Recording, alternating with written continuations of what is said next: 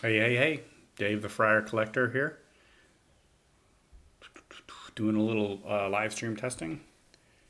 Those of you that saw my 31 card PSA reveal can understand why I'm doing some testing because it kind of was a nightmare. And things seem to be holding up a little bit better here, but what I'm seeing is like I essentially had all of my settings full blast, like the highest of resolutions and things like that. And what I was finding that it was not handling it. My computer wasn't handling it right. So I had to make some adjustments, and I'm hoping that this goes a little bit better. So this is a big card. Card I've been waiting a long time to be able to get, and I finally have pulled the trigger on it, right? So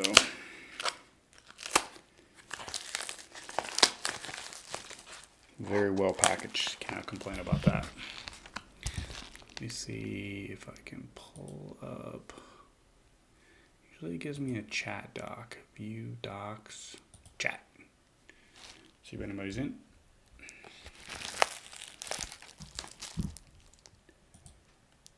Don't see anybody yet. Nobody chatting. All good. I'm mostly just testing. More than likely someone would come in here and be like, what is this dude doing? And just peace out.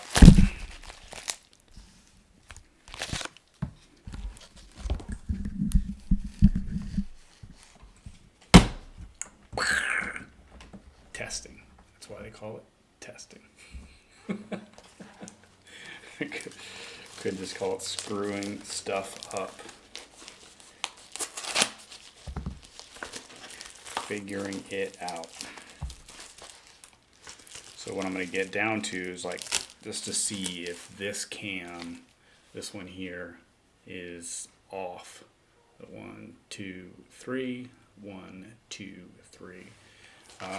What happened in my live stream was I would flip the card and essentially react to the blind PSA reveal, and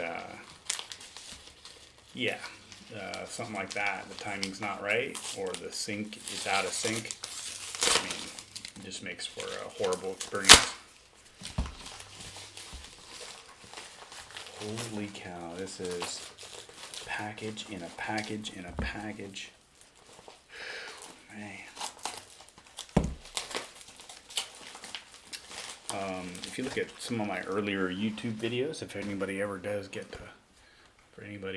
watch this or whatever, a lot of my YouTube videos early on, every piece of mail that I would get, I would open on YouTube, and a lot of this kind of struggle that I'm doing now would play out right before your very eyes. I don't do those videos anymore, mostly because I don't know that it was very entertaining. Look at that. Look at that. There she is. There she is. So I'm going to go through this with you. I don't like that it was shipped in this case, but I actually notice that it is in. Hey, what's up, Mike? Man, how you been, dude? I ain't seen you in a minute. I'm just doing some live stream testing to make sure that like my main cam here with the card in it stays in sync with my audio and stays in sync with my picture in picture. What I'm finding is that they're not in sync. I can already start to see that they're slipping out of sync. As the stream goes on, it seems to slip further and further out of sync, One of the things I know that I was doing wrong was I had like my resolution settings like rocketed all the way up to as high as they could, and I don't think that my computer was handling the rendering. So now I have kind of like a separate view on my streaming system here, or my streaming applications called OBS, that lets me know like how many frames I'm missing due to rendering lag. I'd imagine if I had that up during my live stream that it would have been probably a lot. But dude, not to downplay what's going on here, but this card is absolutely huge for me, man. Like, this isn't why I was making this video. I'm just kind of doing some stuff for the video so that I can evaluate what settings and things I need to change. But this card is huge. Monster card for my PC. I'm about to see the condition of it too, because this is an HGA. I'm going to take my time with this. This is an HGA crackout.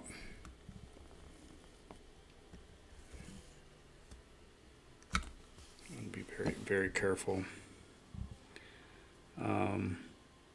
Yeah, this was cracked out of an HGA holder.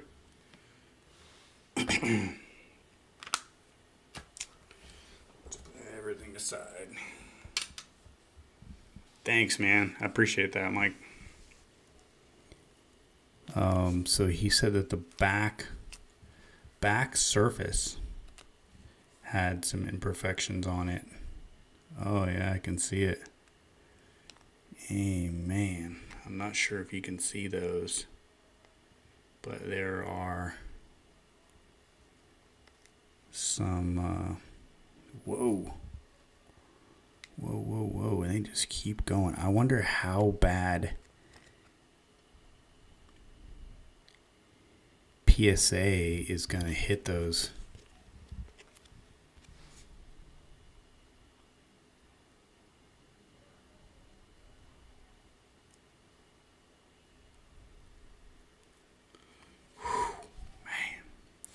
This is a beautiful car. Sorry. Man, I'm just a little edgy. I want to be very careful with it, but give it a proper evaluation. Regardless, I will be sending it off to PSA. I would be happy with anything for the price that I paid for it. I would be happy with anything over a 9, or anything 9 and a 9 or a 10. So, yeah, man, I've been. This card is long overdue for me. I have been kind of avoiding the market on it because I thought it was crazy. But you know, it never really got cheap, if you will, right? And all of his stuff has gone wild, but this definitely is one that I've been trying to get for a long time, man. So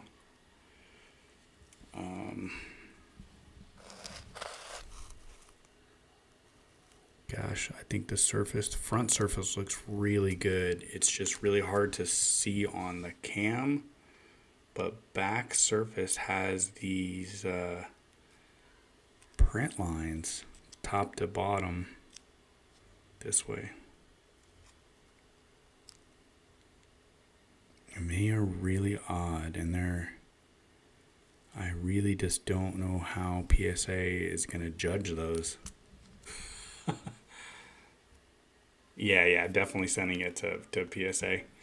So the guy sold it to me. He cracked it out of an HGA holder and sold it to me.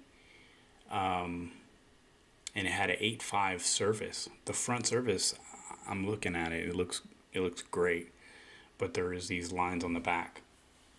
So it's just a matter of like how much does PSA care about the lines in the back? You know?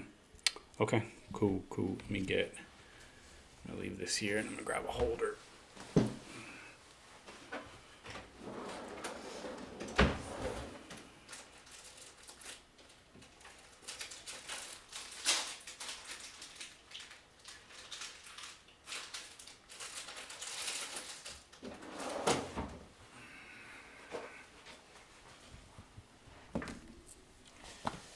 I'm going to take a picture of it in this bad boy here. I'm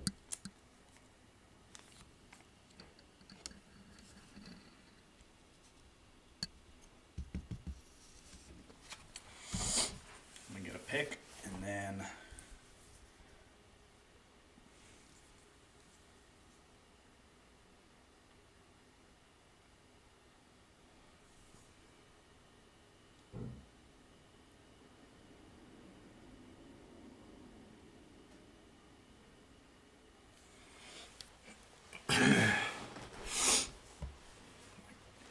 that shop in Temecula only buying numbered and autographed Tatis Jr.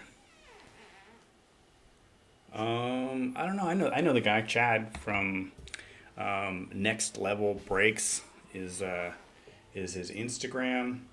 I believe that's also what he's named the shop now. Although I think it over the top of it just says. Or it's like from the outside, it just has, I think it just says sports cards. It used to be, gosh, I think Legends. No, this is the Sapphire. Yeah. Sapphire. Big dog. Hey, BD, if you guys don't mind, I'm gonna do like I'm gonna test a couple of slabs that I already know the grade for, but man, you were on for my blind reveal, BD Kane, and that was such a bummer, man. It just did not go well because of the situation that was going on. I was telling Mike a little bit earlier, like when I first got on the live stream, what I figured out was I essentially was trying to render all the settings too high. Right, so I had the resolution for everything on way too high. So yeah, I'll leave this here. I'm gonna grab a couple of slabs.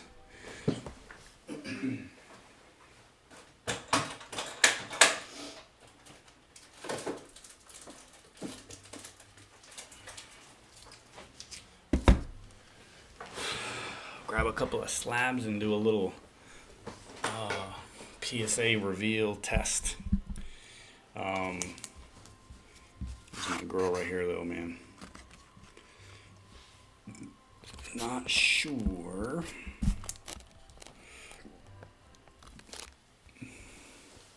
Yeah, Chad's a good guy, man. You know what? Like that dude just, I think you could probably say this for most card shop owners, but like, dude, you just have to be in it so deep to profit in a shop. And that guy has some big cards.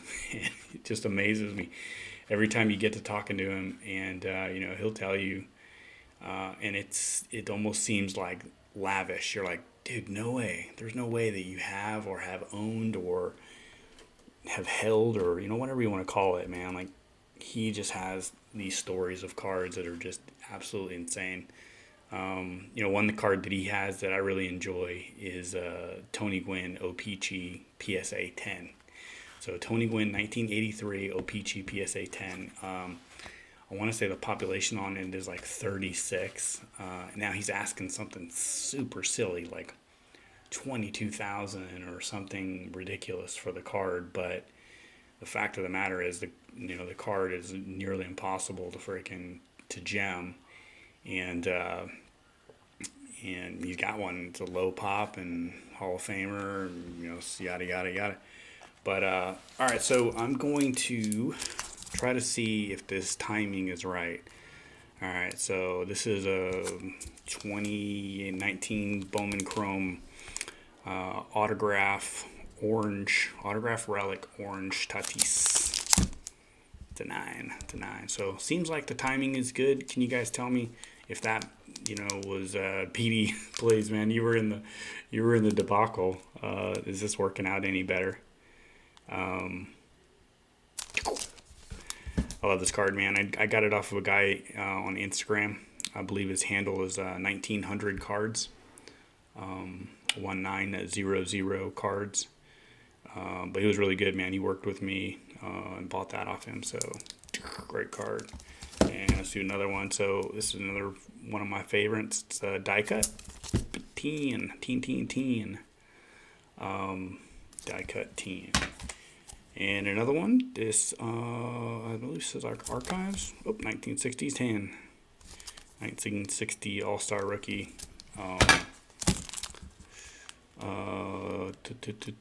Another one, Finest 10. Finest in a 10. Finest in a 10. Bowman in a 10. Bowman paper. Timing is good, right on. That's what I like to see. 10. That's good to hear, man. I think I know what I did wrong. Like I said, I just had all my settings bumped up, and my computer was just going crazy. Like, couldn't render at the resolution for what I was trying to do.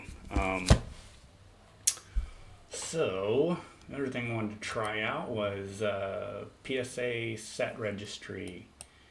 So now that I know my timing on my cam and all that stuff is good, I wanted to spend a second or two seeing if you guys, I'm debating on doing like a full video on this, but the PSA set registry, what it's like, and competing within the PSA registry and stuff. It's pretty interesting stuff to me. And aside from like obviously being a player collector, I've gotten kind of to the point where I want to find other things to do as a player collector. Some of the rainbow collecting is getting really difficult. BD, I know you've been getting into rainbow collecting and stuff with a couple of different cards, but so I really got more involved in PSA set registries, and really what it's about is each player that has a set, and there's a lot of different sets, but player sets are broken down into a basic set, master set, and the rookie set, right? So Fernando Tatis, the one I'm looking at right here is the master set for Fernando Tatis, and it includes 2,522 cards, and then it says what the finest possible set rating is based on how many of these that PSA has already graded, right? So if you were to have every card that PSA has graded, this is the highest score, that you could get. So you can see some of the set ratings, like the leader here has a 1.17. I'm down here in the number 5 hole, which I'm proud to be there, because these guys are absolute big dogs with monster collections that I just can only dream of, right? But yeah, this is the PSA set registry, and if you go into, say, look at mine, yeah, man, those die cuts are hard. Timing is right on. Cool. That's good, man. I'm glad that's working out, so I can kind of freeze these settings, capture what I'm doing right here, and try to do that. I do have some more PSA reveals coming, but this is the set, right? Let me go back one more, and essentially, if I go in and go to edit my set, I can,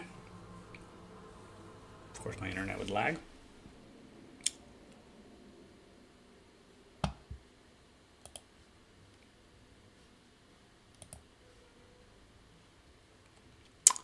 So if I ever, I want to wait. If I ever do a video on this, I'll have to have these websites already opened, so that it doesn't do that, right? So essentially, I can, if I download the Excel version of this, kind of wanted to just show how interesting this is, how they break it down, right? Where did that file go?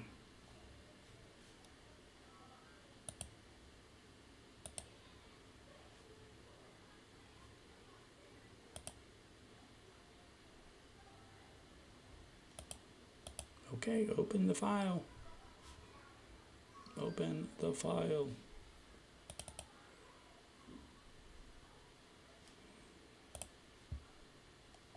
All right, so now I'm gonna have to make a separate window capture, and okay, bring you guys to this Excel file. Set fo. Okay, so essentially what this is the list, right? But oh darn it, doesn't show it to me. There's one that has the weights, so this is just a list of all the ones that I have. Not interesting. Okay, we don't want to do that. Not interesting. Let me get back to my set.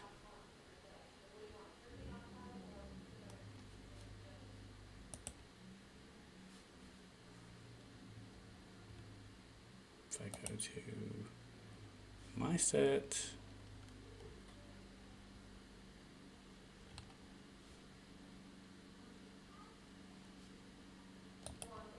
Tatis master set, view set checklist. I think this is it. All right, here we go. So this is what I wanted to show is, let me see if you guys are seeing this. No, because I put this window capture up here.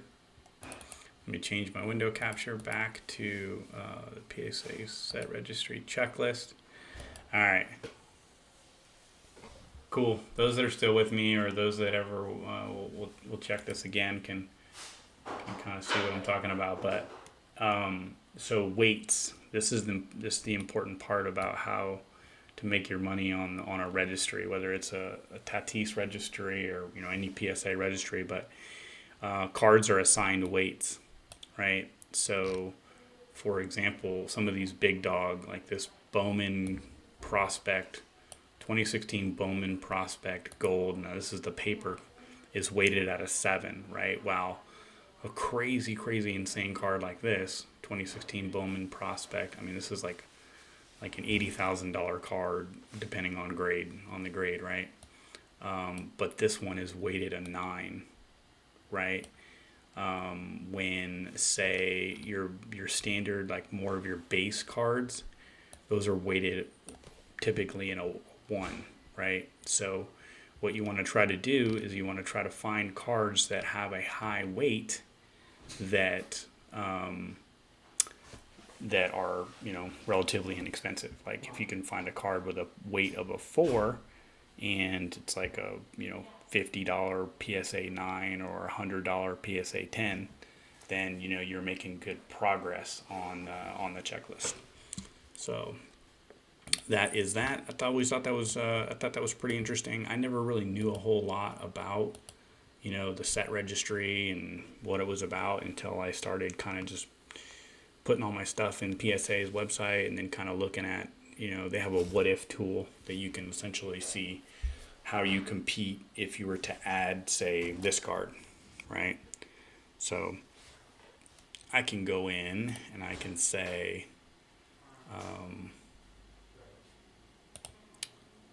PSA master set, and if I go in and I edit, this is pretty interesting. If I edit and I add, make sure that OBS is tracking what I'm doing. Okay, cool. So if I go in here and I go down to edit,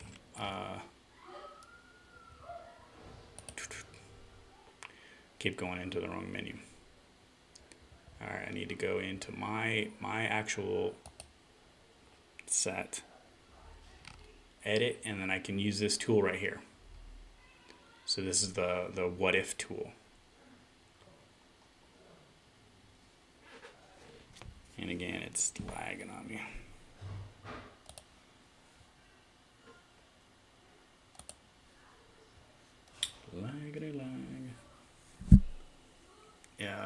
registries set up for PSA, or do members set them up? So you can request to add a set, but every time I've asked someone that has done that, they haven't had success in them adding it. So they are pretty strict with what they add. So like I'll give you an example. My friend, he collects PSA Cubs rookies, right? Like his goal is to have every Topps Cubs rookie ever made, like in a PSA 10 for I think 1980 and newer, and then like it progressively goes back a little bit by that. So he wanted them to make that. They didn't have like a Cubs rookie set, and they denied him that set. They do have like if you look up different team sets, they have like 1980 Topps Cubs.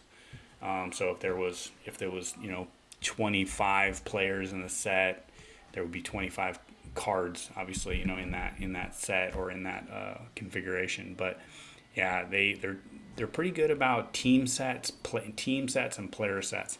I think those are kind of the main types. But if you had something, like quirky, they didn't have that. Like say my rainbow stuff or your rainbow stuff, right? Like there is not a Tatis rookie rainbow registry or set, right? But there is a Tatis rookie set, and there's a Tatis master and basic set. So it's kind of weird like that. It's not exactly how you would want it to be. And the cards are very specific that are in, say, the rookie set. They're not the parallel of the card. It would be the basic version of the card or the highest number. So like if the card had a variation that was to 1 of 1 to 5 to 25 to 50 and to 99, it would be the 1 to 99 that would be in the rookie set. And you can look that up and see. But so if I go to the what if tool, it gives me these options, and I'm going to put in Sapphire, and I'm going to see if this. So here we go, Topps Chrome Sapphire Edition. All right, so here's the card. It's supposed to, I think it's still loading here, but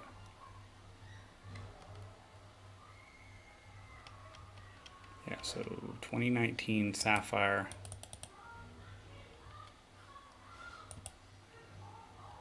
I thought the what if tool. So here's the what ifs, right? I thought it already loaded, but it didn't. So they're going to allow me to go in there and say, hey, what if I add this card at this grade? What will that do to my set registry? So this Sapphire that I just got in the mail today, if I add it, I go in here and I select it. I'm going to say, let's be conservative, and let's say, hopefully it does get a 9, right? It's got a population of 92 to give you the stats and stuff. And then you come up here and it'll tell you what that does to you in your set. So that raises my rating, which is kind of, I think rating is the standard to which you get to the next guy, right? That's how you're competed against, is for rating. And rating is a number of things. It's if you have Pop 1 cards, you get extra GPA, extra credit for having like a Pop 1 card and things like that. So right now my rating is a 0.51933. If I get this Sapphire in a 9, if this Sapphire comes back in a 9, this will bump me up to a 0.53190, right? And if I come down here and I say it gets a 10, that will bump me to a 0.53469. It gets pretty nitnoid, but every little fraction of a point counts in order for me, to get to, if I want to get past the number 4 spot. But I think, where I'm at in the list, I kind of want to just maintain my 5 spot. Stay in the top 5 would definitely be a goal that I think I could accomplish. You know what I mean? There's some big dogs up there right now, so I don't know that I necessarily belong in that in that group of folks. All right, so that's it for my test, man. Mike Beatty, hopefully you guys are still on or whatnot, or whoever else watches this. If you're curious about PSA registry stuff, I could tell you what I know. But I think I'm set up for at least my next PSA blind reveal, and hopefully I can get it right this time. But I think I know what I did wrong. And Dave the Friar Collector out.